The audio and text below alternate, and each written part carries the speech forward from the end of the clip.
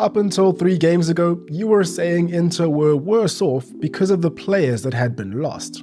But now, you make it as if Inter always win. Simone Inzaghi was perplexed earlier on in the season about how the opinions regarding his team changed almost overnight. Bayer Leverkusen are snatching up all of the headlines across Europe for being unbeaten and disrupting the Bayern Munich football monopoly. The three-way race of the Premier League has us all on our toes, and across the world, there is so much more to admire. Yet, when it comes to, statistically, the second most informed team in the big leagues, Inter Milan isn't getting anywhere near the love that they should be getting, in my opinion. Inter have Italian football in a chokehold, and it looks like they're not letting go for the remainder of the season, at the very least. Already winners of the Supercoppa Italiana, as they were last year and the year before that, Inter's story this season is one that I think all football fans can appreciate. They're a team that's not been in the best position financially for some time now, a team that, despite being a global juggernaut in the footballing world, can expect to lose their best players year after year,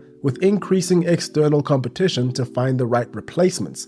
Yet, somehow, after selling and releasing no less than 53 players over the course of last season and this one, they're right back at the very top. How?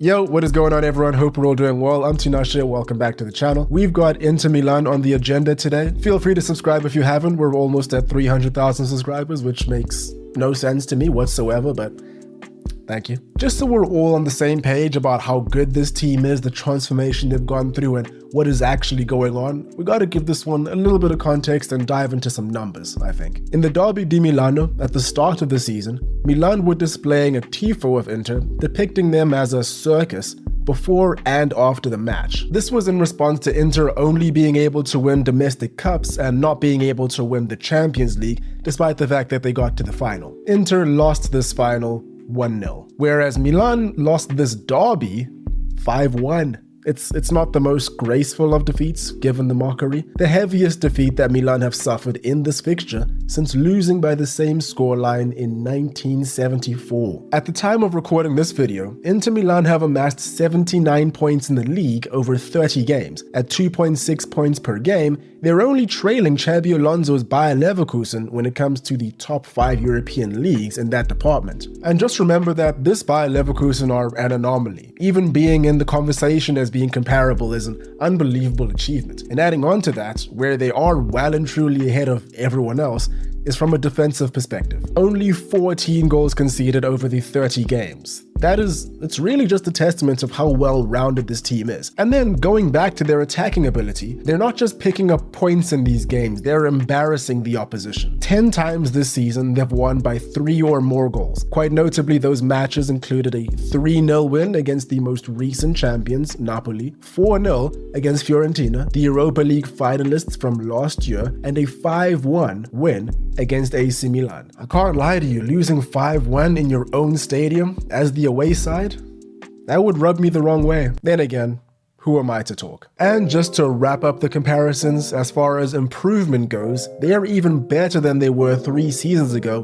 when they last won the league. A season where they put up 22 points between them and second place. They have more points, they're scoring more goals, and they're conceding far less. Inter are playing so well that nobody in or around the San Siro has even mentioned the name Romelu Lukaku in months. It seems like it's so long ago that he was holding every Italian club that he could at ransom, just doing the usual Lukaku thing. Great player, nobody can deny that, but Inter are visibly better off without him. And on that note, Inter really should have beaten Manchester City in Turkey last year when they got to that Champions League final. They had the better opportunities, they played with confidence, and they were desperately unlucky at times. Unfortunately, things aren't always fair in football. But what I will say about this is that, based on what we're seeing from these guys now, I'd say that match, and kind of performing the way they did when not many people expected them to get that far, has done wonders for their confidence, and they've carried it over into this season, which is all the more remarkable given the people that have left. Of course, it's not just Lukaku that departed in the important player category. Andre Onana, Milan Skriniar, Marcelo Brozovic,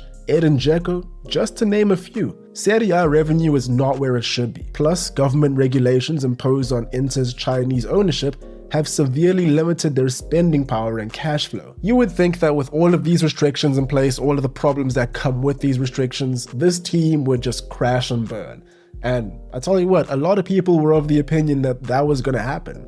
Only thing is that all those people, they've been proven wrong. Simone Inzaghi is in his 3rd season as the manager of Inter Milan. It's quite an achievement. He's the first manager to have this kind of longevity at the club since Roberto Mancini 8 years ago. For a while, as recently as last season, many Inter fans were ready to see the back of him, and there were a lot of reasons for that. One of the main ones that kept popping up was that he wouldn't make the correct substitutions and his game management wasn't fantastic. A good example of that came against Milan in February of 2022. Inter were comfortably leading Milan for the majority of the match, only for Inzaghi to take off Lautaro Martinez and Hakan Çalhanoğlu. Milan almost immediately turned the game around and scored 2 in 2 minutes, won the game, and also went on to win the title. The last bit wasn't really Inzaghi's fault, but had to add it in there. In any case, since his Lazio days, Inzaghi has employed a certain brand of football that's followed him all the way from Lazio over to Inter. With a change of colors to a darker shade of blue,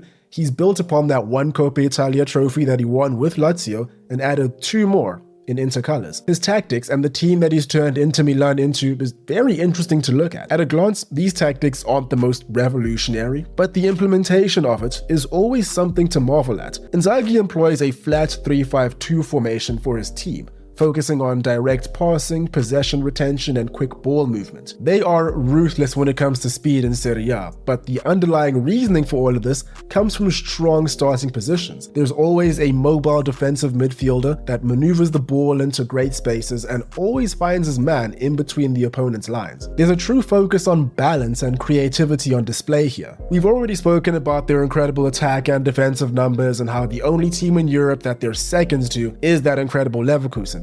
But when you actually watch these guys play and you see them in action, you realize why these numbers are the way they are. Against Empoli the other night, it only took them 5 minutes to open up the scoring after pinning their opponents back from the get-go. For a defender, DiMarco gets on the score sheet quite often, and this goal he scored right here, it wouldn't look out of place for an attacker. The rest of the match was business as usual. There were only really 2, maybe 3 times over the remainder of the match where Empoli looked like they would cause a bit of danger, and those times, they were mostly like long-range shots. It was all they could really do. This is the usual starting lineup they rock with. Starting from the top, Marcos Thuram's link-up play, dribbling, and passing, combined with Lautaro Martinez's refined finishing, are the main reasons for their attacking prowess. Marcos Thuram has been a revelation for them. He was very close to joining Milan in the summer of 23 actually, but Inter came in with more money and here we are. Funnily enough, it's been questioned by some how a cash-strapped club like Inter could offer the big bucks to a player even though they already had someone on their books that they were looking to tie down.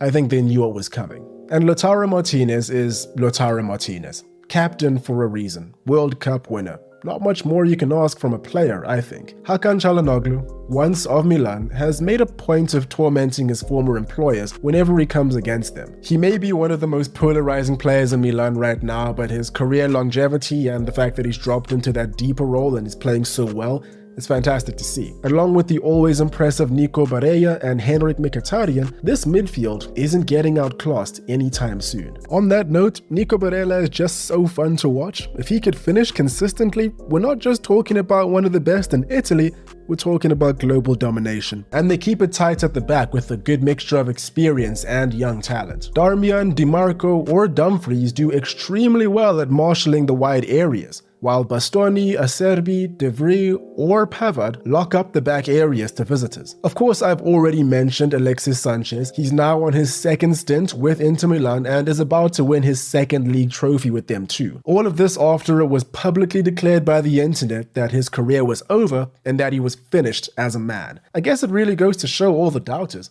All you really need to do to make it big is leave Manchester United. Matteo Darmian heard me say that and gave a thumbs up, as did Mkhitaryan. The signing of Andre Onana for free, then selling him for 50 million, then signing Jan Sommer for free has to be one of the greatest pieces of business of all time. Ultimately, what's most impressive about Inter to me is that the majority of this squad was assembled over the last 1 to 2 years.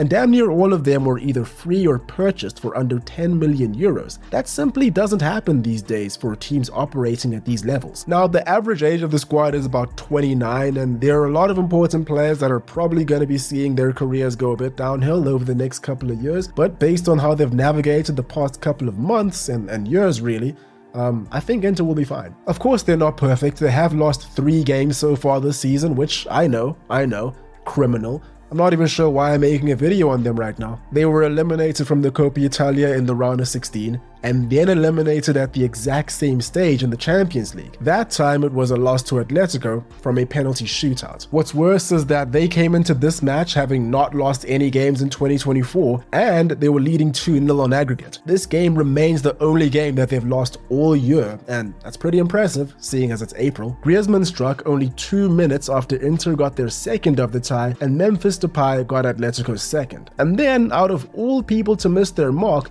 when it mattered most, it was Lautaro Martinez that skied his penalty into the outer atmosphere. Here is satellite footage of his ball and Sergio Ramos's ball from 2012. We're not getting these bad boys back anytime soon. And we saw a little bit of panic from them here, maybe more than we've seen so far this year. Inzaghi decided to protect what Inter had instead of go for the win. There was a point where all of Bisek, Acerbi, Pavard, Darmian, and De Vrij were all on the pitch and defending deep. It's not really the free-flowing attacking football that we've come to know from them this season. But I guess that's the beauty of knockout football, right? Anyone can get it. Inter will face Milan on match day 33, and depending on Milan's results, this match could very well determine the title. 14 points ahead of Rossoneri at the time of making this video, who are in second place, so this title could be decided well before that or after that, who knows. What I do know is that if it is decided on that day, it's gonna be a day to forget for Milan. But one that I'd imagine will be immortalized in the form of several tifos by the Inter faithful. Who knows, there might even be a clown in the picture. Or a rat. And there we have it. Let me know what you guys think about Inter Milan at the moment and Serie A. They are flying right now in the league, and who knows, maybe beyond that in the future. Feel free to subscribe. Feel free to follow the socials. That's all for me today. Hope you guys enjoyed. Hope you're having a great day. Cheers, and I will catch you in the next one.